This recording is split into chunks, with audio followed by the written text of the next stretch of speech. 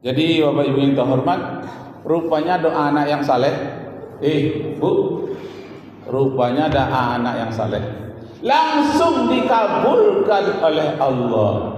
Maka berubahlah kedua ekor babi tadi menjadi manusia kembali, dan dia bersalaman dengan Nabi Musa, dan dia menyatakan taubat, sujud kepada Allah, maka tubuhnya dibersihkan kembali dan terlepaslah bulu-bulu babi dari badannya berkat doa anak yang saleh. Bu, ingin dapat anak yang saleh? Ingin? Payah atau sulit atau mudah mendapatkan anak yang saleh? Mudah. Begitu dia lahir, kasih nama si saleh. Itu namoy Ustaz. Namoy saleh. Orangnya lu tahu saleh. Itu doa, ya. Doa. Nama itu adalah doa. Berilah nama. Kalau tak saleh, salihin, atau muflihin, orang-orang yang menang. Doa-doa orang yang baik-baik, mukminin, banyak. Asal jangan nama setan aja diberi. Setan itu punya nama tersendiri, Pak, Bu. Dan namanya ada 10 macam kelompoknya itu. Ada kelompok suka menceraikan orang suami istri, ada kelompok menipu timbangan, ada kelompok menyebabkan orang itu pemarah terus. Ada kelompok-kelompoknya itu. Bu, pada satu kali setan itu, kalau satu kelompok setan yang suka duduk di pinggir jalan. Suka duduk di mana? Pinggir jalan. Setan yang satu itu gemuk segemuk-gemuknya. Risau orang melihatnya, gemuk sekali. Tapi jangan ibu-ibu pandang sama saya pula, nampak saya gemuk nanti dibilang saya setan. Ini gemuk lah dari dulu. Yang satu kurus, sekurus-kurusnya kurus sekali. Ada yang kurus di sini? Enggak. Aku tersinggung kayaknya. Nah, kita bukan cerita orang ya, tapi cerita setan. Ada yang kurus, sangat kurusnya, ada yang gemuk, sangat gemuknya. Bertanyalah setan kurus kepada setan gemuk, Mo, ya, kamu kok gemuk kali? Berjalan juga susah. Ya, aku ditugaskan oleh komandan. Rupanya setan itu ada pula komandannya. Aku ditugaskan oleh komandan untuk menggoda orang yang mencuri saat puasa. Dia bersahur-sahur juga. Orang berbuka dia berbuka juga. Tapi siang hari dia mencuri, dia makan, merokok lagi dia di siang hari. Nah, maka dia jadi apa? Jadi gemuk segemuk-gemuknya. Apalagi katanya saya menjadi gemuk ini karena orang yang makan ini dia tak pernah baca bismillah. Maka seluruh makanannya itu tadi zatnya dapat sama saya, hampasnya dapat sama dia, kata setan. Maka aku jadi gemuk begini.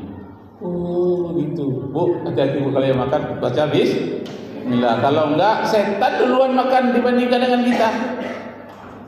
Nah, bertanya pula lah setan yang gemuk tadi kepada setan yang kurus. Rus. Ada ibu nama si Rus.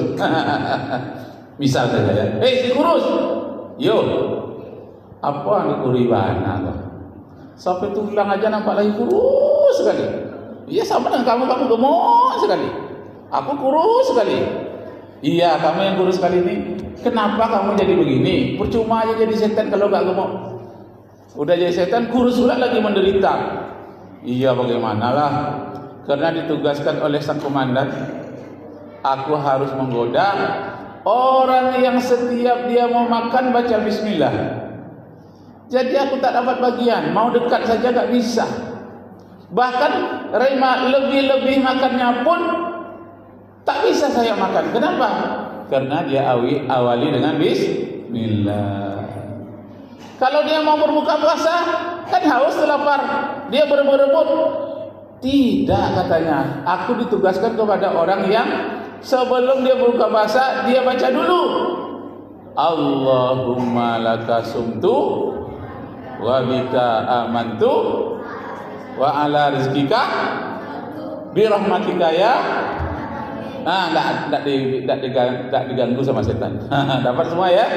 Nah, itu dibacanya keras-keras pula lagi, sehingga temanku yang jauh pun lari. Kalau dia baca berbisik-bisik, aku saja yang dengar, kawan-kawan tidak lari. Ini dia baca agak kuat sedikit, kawan-kawanku pun lari. Itu makanya aku kurus. Jadi dia makan, aku nengok aja katanya. Nah, aku jilat-jilat lidah, mau dapat lupa lah, naknya agak satu kali. Dia baca doa, enggak lupa dia. Makanya aku jadi kurus begini katanya. Terus apa lagi? Aku mau tidur. Ketika dia mau tidur, dia sudah baca Quran, mau tidur. Tak bisa aku tidur dengan dia. Mau istirahat. Kenapa? Karena mau tidur, dia baca doa juga. Maka aku tidak bisa tidur dengan dia. Apa doanya mau tidur? Bismillahumma ahya wa amutu wa bismika amutu. Nah, dia baca doa lagi. Itu makanya aku kurus begini. Mau tidur aku susah, mau makan tidak dapat. Lihat-lihat aja saya ngintip-ngintip dari jauh. Dia enak makan dan makannya itu tak pula terlalu kenyang. Aduh, kalau kenyang sekali bisa juga aku masuk ke dalam tubuhnya. Karena setan itu bisa masuk ke dalam darah kita, ke dalam paru-paru, ke mata kita bisa masuk. Itu tidak bisa masuk. Nah, aduh, kata setan yang gemuk, untunglah saya. Kenapa? Karena saya tepatlah kepada orang yang mau tidur tak pernah baca doa. Bahkan dia bergaul sama istri tak pakai doa. Ikut pula saya bersama dengan dia. Lahirlah anak setan. Masya Allah. Nah, itu kalau setan yang gemuk tadi itu. Jadi kemana-mana kita harus baca doa. Keluar dari WC masuk doa. Mau masuk WC pun harus baca doa. Apa doa mau masuk WC? Allahumma inni a'udzubika minal khubusi wal. Itu ibu-ibu hafal. Apa sah remaja enggak hafal? Nah, jadi kesimpulannya Bapak Ibu terhormat, bahwa setan itu akan menjauh dari orang-orang yang berdoa. Dan orang yang berdoa itu dikabulkan oleh Allah Subhanahu wa taala. Lebih-lebih lagi dia berdoa untuk ayah dan ibunya, sekalipun dia korupsi, sekalipun dia banyak dosa, sekalipun bentuknya sudah berubah menjadi babi. Qiradata wal khanazira. Ada yang disumpah menjadi monyet, ada yang menjadi babi. Berkat doa anak yang soleh, diampunkan oleh Allah dosa ibu dan ayahnya. Masya Allah, beruntunglah orang yang punya anak soleh. Bu, dah mati kita besok dalam kubur. Berdoa anak kita itu masih mengalir doa anak yang soleh. Iza mata binu ada in qata'a amaluhu illa min salasin. Termasuklah di antaranya doa anak yang saleh terhadap orang tuanya. Dia baca Allahumma firli dzunubi wa liwalidayya warhamhuma kama rabbayani shaghira. Dah mati Bapak Ibu, pahala tetap mengalir kepada bapak dan ibu, doa dari anak yang soleh. Kalau dia bukan anak kandung kita yang soleh, dapat tak kita dapat pahala? Dapat, tapi kadang-kadang. Tapi kalau dari anak kandung kita terus menerus. Kalau dari orang lain, ya ketika dia berdoa saja. Ketika tidak berdoa nggak dapat apa-apa. Tetapi kalau anak yang soleh, dia sholat, ibu bapaknya dapat juga pahala. Dia berzakat, ibu bapaknya dapat pahala. Apalagi kalau dia berdoa, seluruh perbuatan yang baik yang dilakukan oleh anak yang soleh dapat pahala ayah dan ibunya yang sudah meninggal dunia. Sebaliknya, kalau dia ditinggalkan oleh bapak dan ibu dalam keadaan narkoba, dalam keadaan judi online, dalam keadaan mencuri bensin palsu, kok bensin palsu, pertalite palsu ya.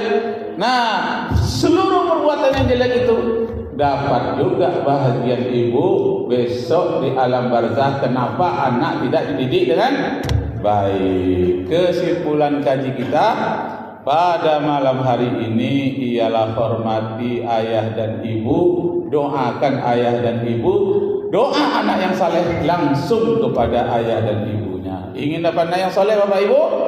Nah, jadikanlah anak kita yang saleh, siapapun namanya, yang penting namanya itu mengandung doa, nama-nama yang baik. Walaupun bukan si saleh namanya, asalkan amal perbuatannya yang saleh, dia disebut anak yang soleh yang berbakti kepada orang tuanya. Sekian, terima kasih. Kalau ada sumur di ladang, bolehlah saya menumpang mandi. Kalau ceramah saya kurang panjang, kita sambung sesudah Idul Fitri. Wassalamualaikum warahmatullahi wabarakatuh.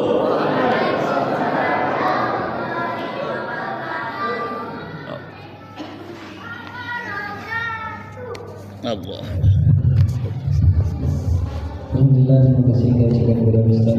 Minum.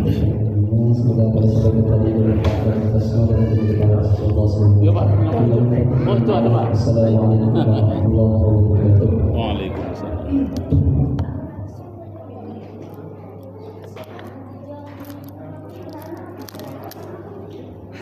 Sudah berkurang Pak? Sudah ya? Kalau malam pertama enggak muat ya?